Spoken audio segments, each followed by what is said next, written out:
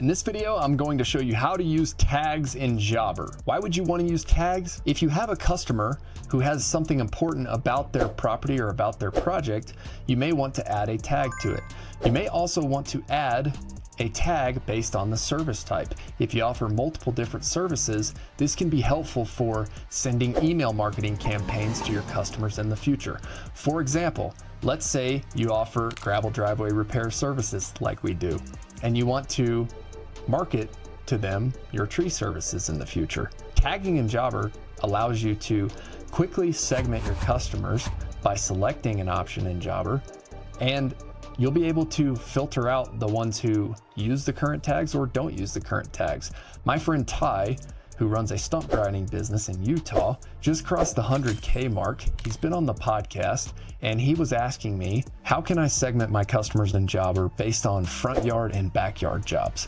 So in this video, I'm gonna show you how to do it. Let's dive in. So you can see we're in here in our Jobber account, and you can see here inside my business, I have them tagged by gravel driveway, fire mitigation, forestry cleanup.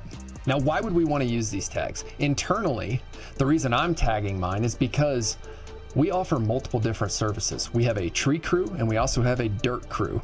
And so we do niche things on the excavation side, like driveway repair, gravel driveway repair that is, and road grading. So if we get a tree customer inside our database 1 year, I want to be able to go to them the following year and send them an email campaign that says, hey, just wanted to make sure that you knew we offer gravel driveway repair services. If you have some potholes in your road, we want to make you aware of these services. We're happy to come out and give you a free estimate. I'm just throwing out an email example. That would be a reason why we should tag. Now, for Ty, he wants to separate in between front yard and backyard. So as he creates a client, you're gonna go to client, new client, input your information here. We're gonna go over here to tags. We're gonna click new tag, and then we are going to click front yard. And then we would hit add, and they would be tagged front yard. Then what we would be able to do is we would be able to go filter by, let's say we want to filter by driveway repair. Okay, so these are all the clients we've done driveway repair for. We want to send them emails about our fire mitigation or tree services.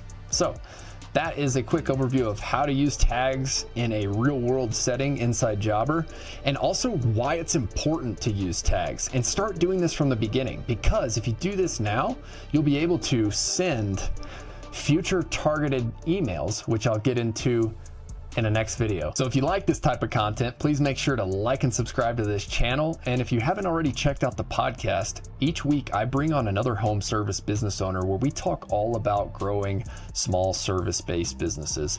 We publish episodes on Friday on Apple, Spotify, and here on YouTube. And we also publish a newsletter every Saturday. So if you have not signed up for the newsletter, you can go do so now.